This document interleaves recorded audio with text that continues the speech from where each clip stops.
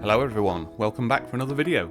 Today we're diving into the recent history of Alton Towers, a park renowned for being the best in the UK. Or is it?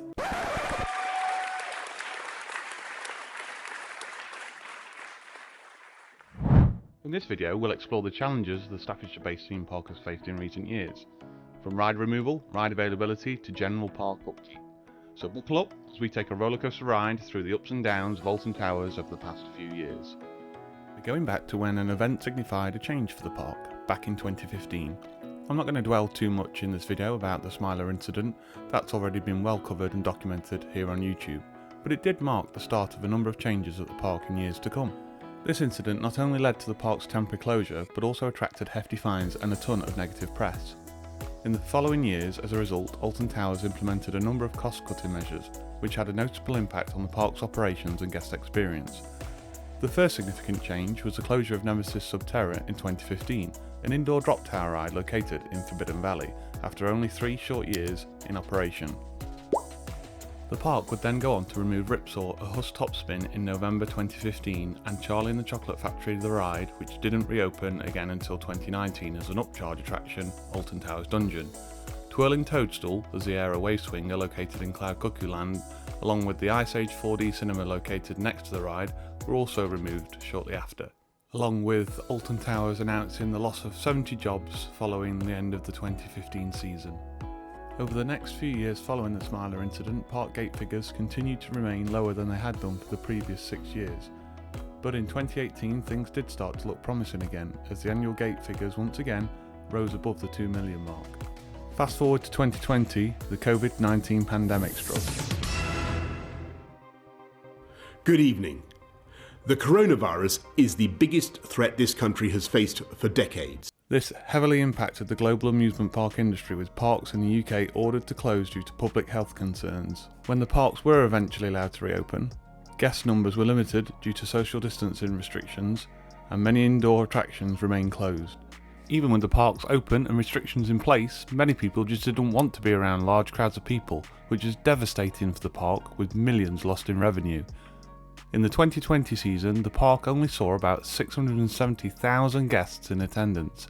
That's a reduction of about 75% over the previous year. Fewer guests means fewer ticket sales and millions more lost on food, beverage and souvenir sales. More recently, we've seen further rides removed from Alton Towers or become unavailable for long periods of time.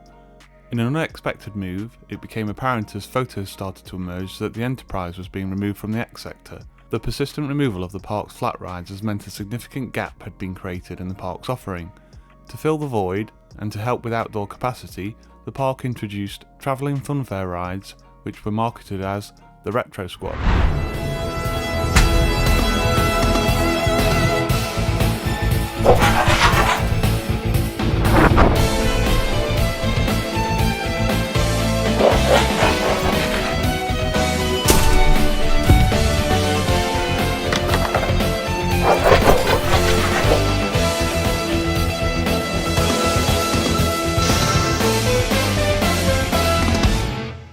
These rides operated from 2021 throughout the park's reopening, but remained through to the end of the 2023 season.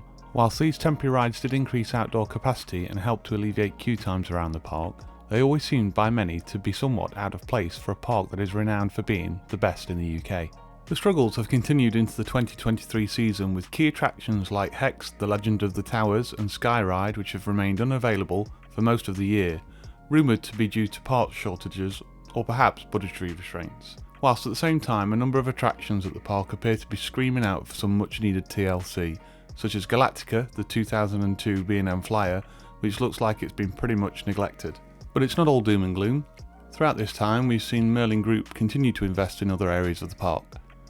2018 saw the introduction of the Wicker Man, a GCI Woody on the former site of the Flume. Gangster Granny the ride opened in 2021 in the building formerly occupied by Wobble World. In 2023 alone, the reimagined Haunted House or Jewel attraction opened, the Curse at Alton Manor. Nemesis Subterra reopened, and there's been substantial investment in the retracking of Nemesis, set to reopen for the 2024 season. Plus, there are plans in the making for a new secret weapon, Project Horizon, which is expected for 2025. and we know that planning has already been approved, but we can cover that in a later video as more details emerge. Whilst these developments are promising and great to see, the park still faces a significant challenge with the lack of flat rides. Flat rides are incredibly important in a park as they can act as a capacity filler, helping to balance wait times across the larger attractions. They offer a good middle ground, or stepping stone for those guests that don't necessarily like the high thrills of a major coaster yet, and well, they just add variety across the park, which is never a bad thing. Alton Towers has certainly had its fair share of challenges over the past few years, but with the recent investments, the appointment of new divisional director in March 2023, Bianca Samut, and new projects in the making, things are certainly looking up. But what do you think the park should do next? If you were in charge, what rides would you add to the park? Let me know in the comments below. That just about wraps up this video. Thanks for watching, and remember, if you enjoyed watching, don't forget to like, share and subscribe for more. I'll see you on the next one.